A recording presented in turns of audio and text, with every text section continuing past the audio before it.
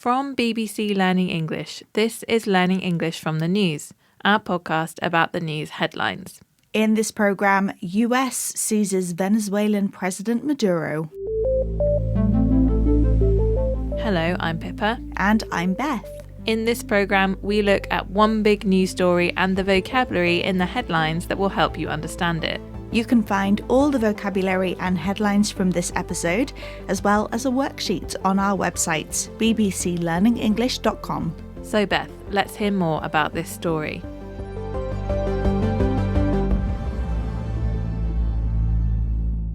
A US military operation in the Venezuelan capital Caracas on Saturday led to the arrest of its president Nicolas Maduro and his wife, Celia Flores. The couple were taken to New York and appeared in court on Monday, accused of conspiring with terrorist organizations.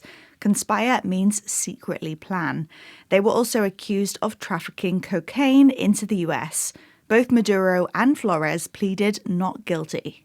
Following the military action in Venezuela, US President Donald Trump said the US would run Venezuela for an unspecified amount of time. Let's have our first headline. This comes from Le Monde, a French newspaper which also reports in English. Maduro's fate lies with US courts, as Venezuela's lies with Trump. That headline again from Le Monde. Maduro's fate lies with US courts, as Venezuela's lies with Trump. This headline is about the charges against Nicolas Maduro, as well as the plan for the future of Venezuela. Now, we're interested in a phrase that is repeated in the headline, fate lies with. Pippa, what can you tell us? Well, let's break it down. A person's fate is what will happen to them in the future. We often use fate to talk about dramatic things like winning or losing, life relationships, careers, or even death. That's right. And if someone's fate lies with someone or something, it means their fate will be decided by that person or thing. Their fate or future depends on the person or thing. Yes, so in the headline, Maduro's fate lies with the US courts. This means the US courts will decide what happens to Nicolas Maduro. His future depends on the courts. Right. And the headline also says Venezuela's fate lies with Trump. This means what happens to Venezuela in the future depends on the actions of President Trump.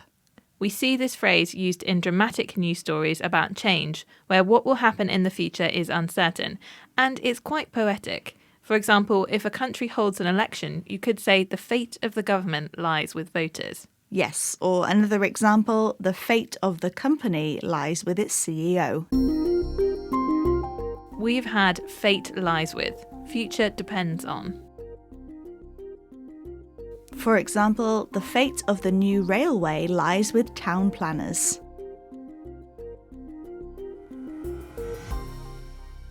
This is Learning English from the News, our podcast about the news headlines. Today, we're talking about the US's operation to seize Venezuelan President Nicolas Maduro. Following the arrest of Nicolas Maduro, his deputy leader, Delcy Rodriguez, has become interim president in Venezuela. At an emergency meeting of the UN Security Council, many countries criticised the actions of the US, saying they broke international law. But many countries agreed with the US that Nicolas Maduro had been an illegitimate leader, meaning that Maduro did not win a free and fair election to become president of Venezuela. Let's have another headline. This one's from BBC News. Trump's seizure of Maduro raises thorny legal questions. And that headline again from BBC News. Trump's seizure of Maduro raises thorny legal questions. This headline is from an article about whether the US military actions in Venezuela and the arrest of Nicolas Maduro broke international law. The headline says Trump's decision raises thorny legal questions. We're looking at this adjective thorny. So, literally, thorns are sharp spikes that are found on some plants. For example, in the UK, roses are thorny. But thorny can also be used metaphorically to mean difficult or complicated. Yes, imagine walking through a thorny plant or bush. You might get scratched, your clothes might get caught on the thorns. It would be difficult. So if a question is thorny, it's difficult and not simple to answer or solve. We can use thorny to describe questions, problems, and issues in English. For example, teachers are struggling to deal with the thorny issue of mobile phones in schools.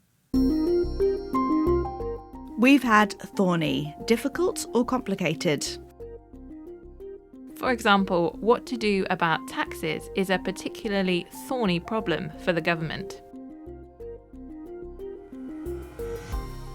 This is Learning English from the News from BBC Learning English. We're talking about President Trump's decision to arrest Venezuelan leader Nicolas Maduro. After the US action to seize Maduro, President Trump commented on other countries where the US could intervene. That means get involved in, such as Colombia, Mexico, and Iran.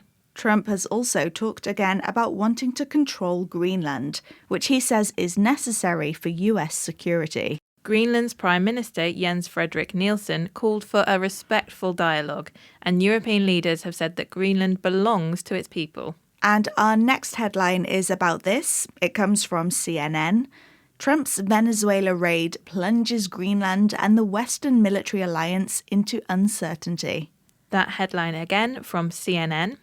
Trump's Venezuela raid plunges Greenland and the Western military alliance into uncertainty.